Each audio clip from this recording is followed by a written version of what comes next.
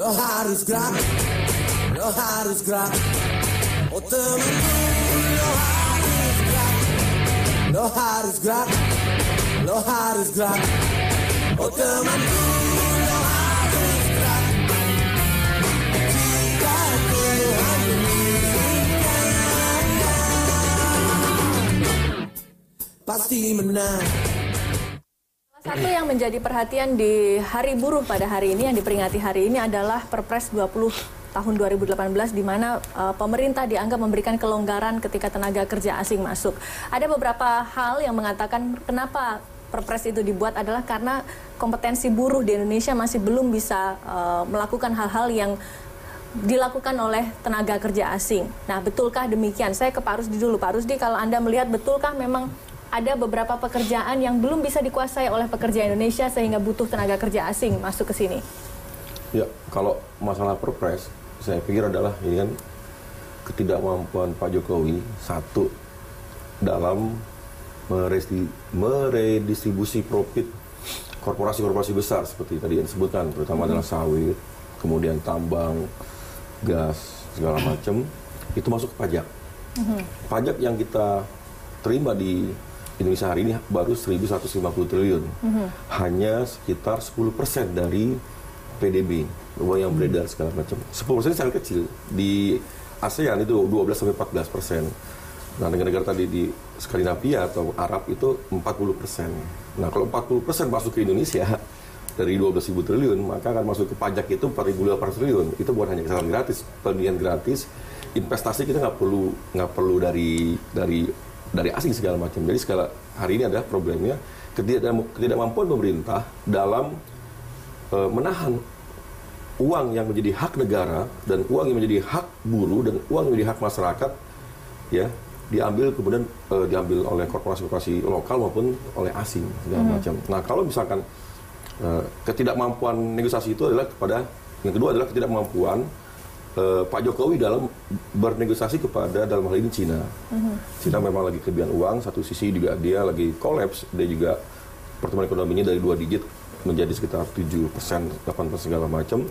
Dia juga ada potensi ledakan pengangguran yang luar biasa, sehingga dia harus juga diekspor ke Indonesia dan lain-lain segala macam. Nah, kemudian investasi yang diberikan oleh Cina ke Indonesia adalah kemudian mensyaratkan bukan hanya uang masuk, tapi juga materialnya masuk juga ke Indonesia, kemudian juga orang yang masuk segala macam.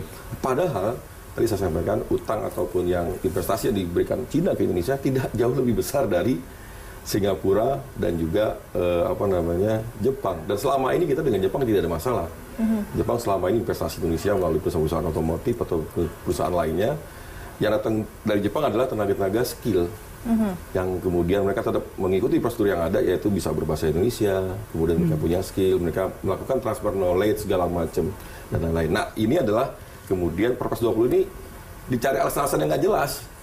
Sesungguhnya tadi ketidakmampuan Pak Jokowi dalam menciptakan lapangan pekerja, ketidakmampuan dalam mengambil sumber daya uang dalam negeri, yang kemudian uang itu kita butuh dari luar. Nah, ketidakberanian itu. Nah, saya pikir itu menjadi masalah. Nah, problemnya adalah solusi buat kami ya adalah tadi redistribusi satu profit dari korporasi kepada negara melalui pajak harusnya 40% bisa. Tinggal butuh negara presiden yang berani. Yang kedua adalah redistribusi profit dari korporasi ke buruh melalui upah yang layak, karena upah di perkebunan Malaysia lebih tinggi daripada upah perkebunan di Indonesia. Menjadi aneh, padahal 47% saya pernah dapat data, mungkin bisa diklarifikasi, CPO dunia itu adalah dari Indonesia, segala macam. Nah, yang ketiga adalah redistribusi profit dari korporasi ke masyarakat melalui jaminan sosial. Yang keempat, redistribusi lahan, karena 90% lahan menurut data KLH dikuasai oleh swasta, segala macam. Nah, itu yang menjadi problem bangsa ini adalah dibutuhkan pemimpin dan kesadaran semua pihak untuk bagaimana uang itu tidak keluar. Dan bahkan menurut kami sumber problem ini adalah sesungguhnya adalah penjajahan. Penjajahan yang dilakukan oleh di berbagai sektor dalam bentuk utang, dalam bentuk korporasi-korporasi segala macam. Kalau lihatnya tidak dalam bentuk penjajahan, maka tidak akan selesai. Karena kita kemudian masuk ke hal yang lebih kecil. Baik. Bagaimana dengan KPRI? Mas Hasto, tanggapan Anda terkait apa yang disampaikan oleh Pak Rusdi? Iya, khususnya terkait dengan tenaga kerja asing di Perpres 20 2018. Jadi benar bahwa harusnya kalaupun ada tenaga kerja asing, dia harus bisa berbahasa Indonesia. Anda menyikapi terkait dengan bahasa, kemampuan bahasa mereka? Iya. Terus persoalan skill ini ya. Jadi sebenarnya apakah benar gitu loh bahwa skillnya para pekerja Indonesia itu di bawah? Nah, ini kan harus dicek juga sebenarnya. Bagaimana dengan pendidikan? Bagaimana dengan penyiapan tenaga kerja?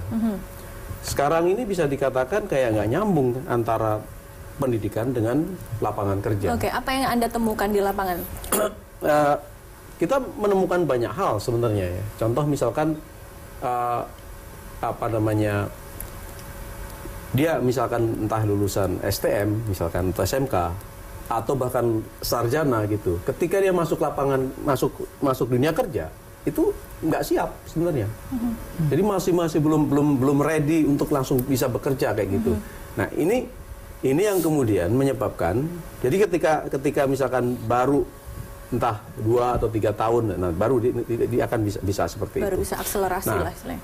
Sebenarnya yang menjadi masalah ya menurut saya nyambung dengan Pak Firdaus tadi ya, yang 51% itu tadi. Ini kan permasalahannya adalah tentang solusi. Jadi konsep solusi dari negeri ini untuk mensejahterakan rakyat itu pakai jalan apa? Pertama, saya pikir yang namanya reforma agraria itu harus dilaksanakan. Mulai dari aset reform sama akses reform, ya kan? Aset reform itu maksudnya adalah bagaimana petani ataupun buruh tani yang tidak bertanah harus dapat akses tanah, bukan diberikan tanah itu pada perkebunan besar saja.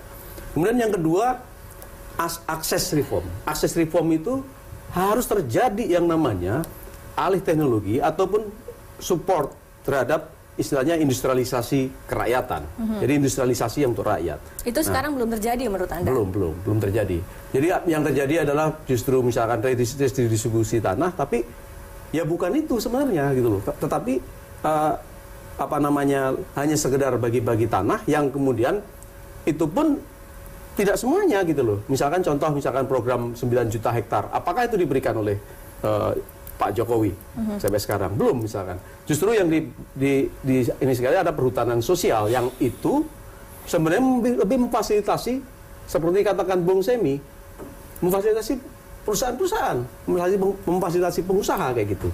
Nah, selain reforma agraria, ya kita ini butuh loh yang namanya industrialisasi nasional dari hulu sampai hilir.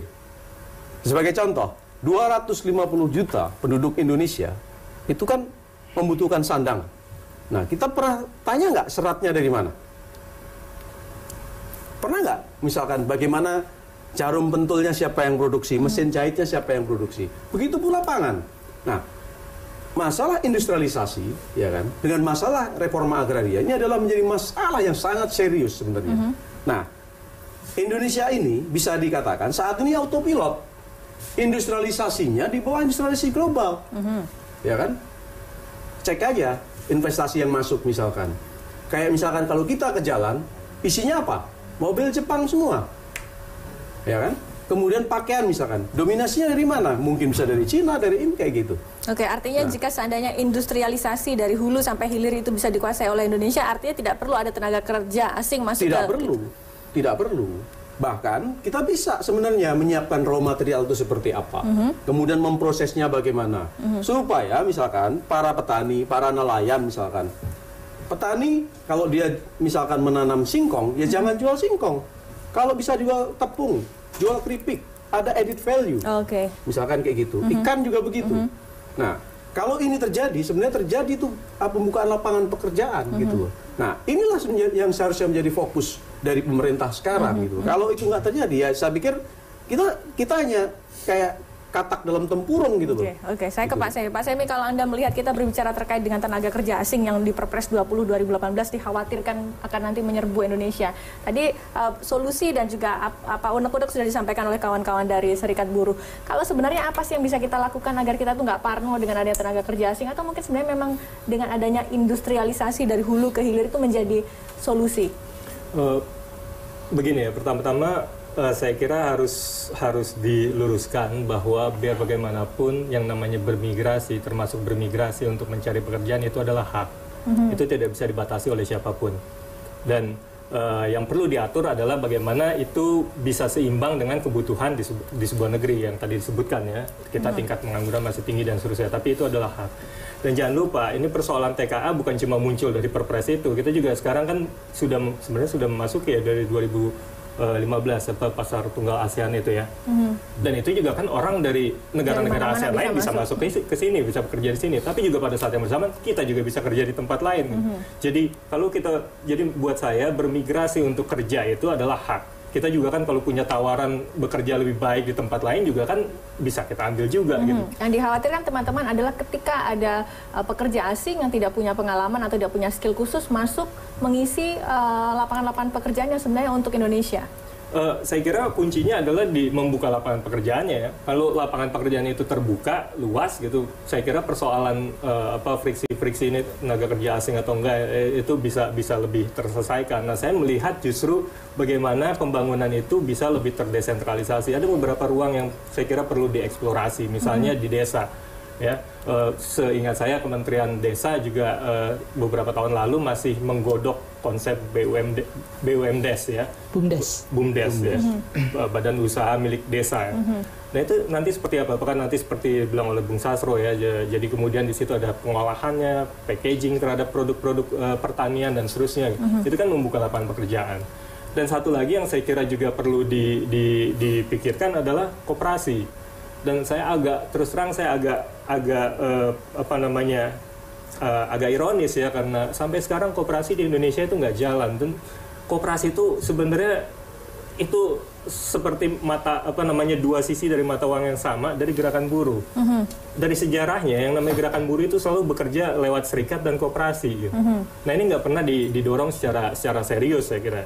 Saya bisa paham bahwa di masa Orde Baru koperasi itu diberangus ya. Dan sekarang harusnya pelan-pelan dibangun kembali karena itu yang bisa menjadi alternatif dari yang kalau tadi kita bilang industrialisasi dan seterusnya. Itu bisa menjadi alternatif buat teman-teman buruh gitu. Tadi yang dibilang oleh Bung Sasro ya, beli produknya ya produk yang memang dibikin sendiri oleh buruh dan seterusnya. Oke, Pak Firdaus, kita nanti akan bahas di segmen selanjutnya terkait dengan adanya kekhawatiran tenaga kerja asing masuk ke Indonesia. Tetap bersama kami saudara di Saling Silang.